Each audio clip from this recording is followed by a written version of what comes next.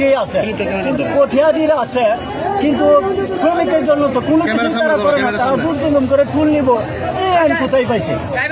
শ্রমিকের প্রয়োজন একটা স্থান করে দেওয়া, এটা পর্যন্ত পৌরসভা পারে নাই।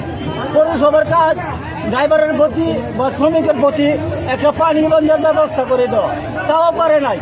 তারা লুট সরকারের, এই লুটটা তারা প্রবেশই করবে, কিন্তু তারা গায়ের জোরে এভাবে টুল আদায় করতেছে।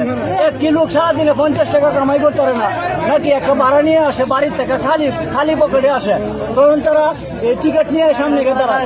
সে বলে যে ভাই আমরা টিকিট মাইরে আপনাদের টাকা আমরা দিয়ে দিব, কিন্তু পরবর্তী নিয়ে যাবো, এই কথা সে মানে না, তাকে মাইর দূর করা। এই আইন তারা কোথায় পাইছে? সেই জায়গায় গেলে আমরা বিচার পাবো, আমরা এই জায়গায় যাইতে বাধ্য, এই জায়গায় পর্যন্ত আমরা পৌঁছবো, আমরা সবাইকে নিয়ে যাব, যত শ্রমিক আছে, ঠিক আছে। আমরা এই পর্যন্ত তাদের কাছে খুবই রিকোয়েস্ট করছি, তারা আমাদেরকে কোনো পাত্তা দেয় না। পাত্তা একটাই পাইছি, সমস্ত বাংলাদেশ দিগালে বন্ধ করছে, কোট্টাদির বন্ধ নাই।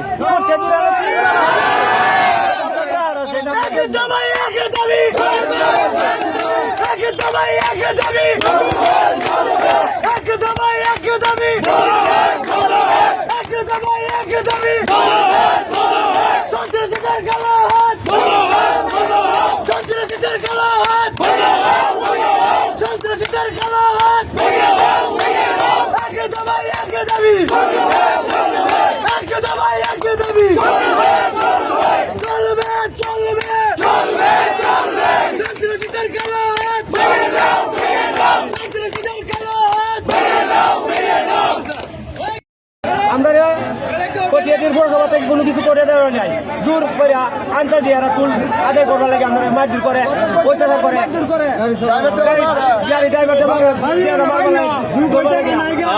আমরা গুলো আছে, বাল বাচ্চা আছে, আমরা কেটে খাওয়া মানুষ, সাধারণ মানুষ।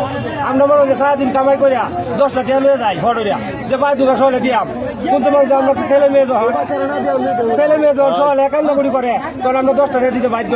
তখন লুডো আইলে তখন তারা আমরা 10টা টিয়া গাড়ি ছাড়ে না, নাকি আমরা বলি যে তারা যে আমরা 10টা টাকা দিয়েছি, ঘুরেন দিই, আর এটা মানতে রাজি। এখন আপনারা কি চান?